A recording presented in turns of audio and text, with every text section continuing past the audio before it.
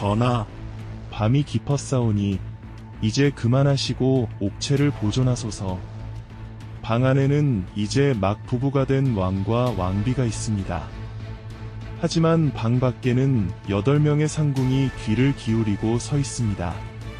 두 사람의 숨소리, 몸짓, 심지어 친구의 마찰음까지 이 모든 것은 실시간으로 감시되고 다음날 아침 보고서가 되어 조정에 제출됩니다.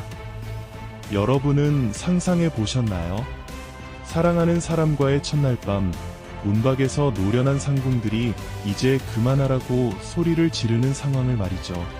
이것은 야설이나 드라마의 상상이 아닙니다. 500년 조선 왕실이 국운을 걸고 지켜온 합궁의 법도였습니다. 조선의 왕에게 성은 쾌락이 아닌 노동이었습니다.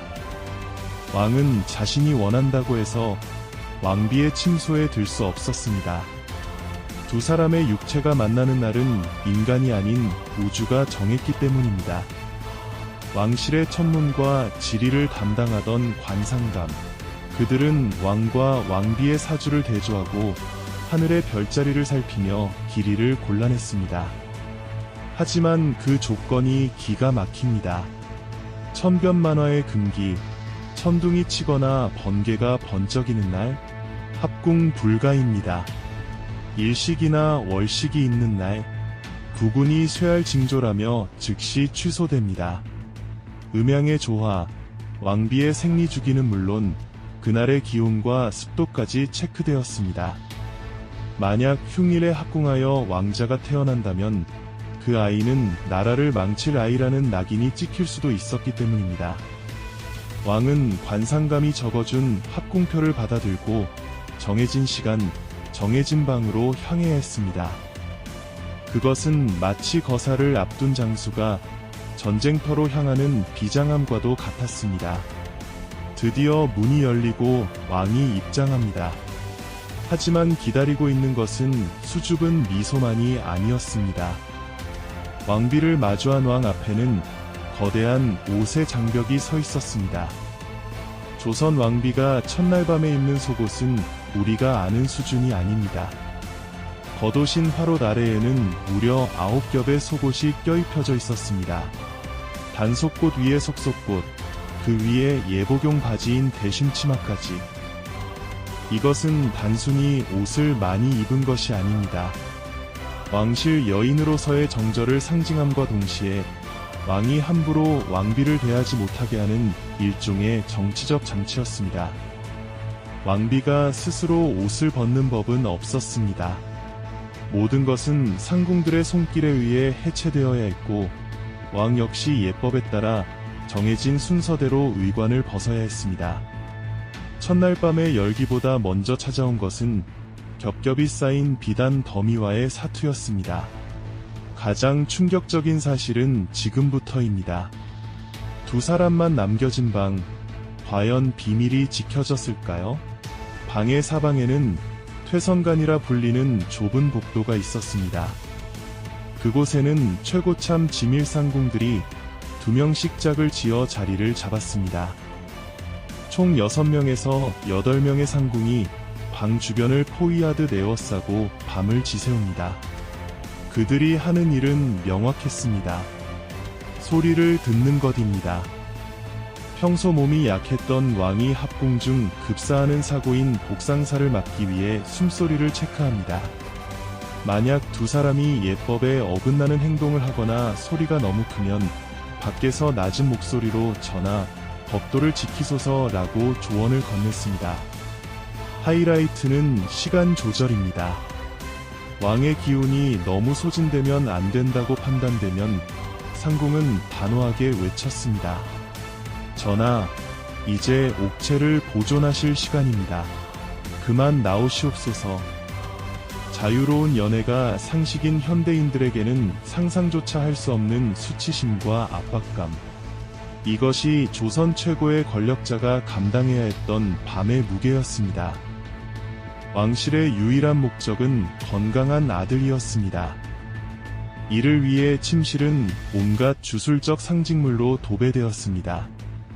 침상 내 기퉁이에는 잡기를 쫓는 붉은 부적이 붙었습니다. 일부 기록에 따르면 왕비의 의 밑에 작은 도끼를 숨겨두기도 했습니다. 도끼의 날카로운 금속 기운이 양기를 돋워 아들을 점지해준다는 민간 신앙이 왕실에까지 파고든 것이죠. 그리고 머리맡 소반에는 씨가 많은 석류, 다산을 상징하는 대추와 밤이 산더미처럼 쌓여 있었습니다. 이 모든 풍경은 왕에게 속삭입니다. 당신은 오늘 밤 반드시 아들을 만들어내야 한다. 낭만이 끼어들 틈 없는 철저한 생산의 현장이었습니다. 길고 길었던 밤이 지나고 궁궐의 지붕 너머로 푸르스름한 새벽빛이 밝아옵니다. 어젯밤 그토록 떠들썩했던 상궁들의 외침도 타오르던 호롱불의 일렁임도 이제는 고요 속에 잦아들었습니다. 하지만 왕과 왕비에게 끝은 곧 또 다른 시작이었습니다. 여러분, 우리는 흔히 조선의 왕을 무소불위의 권력자라고 말합니다. 나라의 모든 땅과 백성이 그의 것이었으니 무엇 하나 부족함이 없었을 것이라 믿었죠. 하지만 오늘 우리가 함께 들여다본 그들의 첫날 밤은 어떠했나요?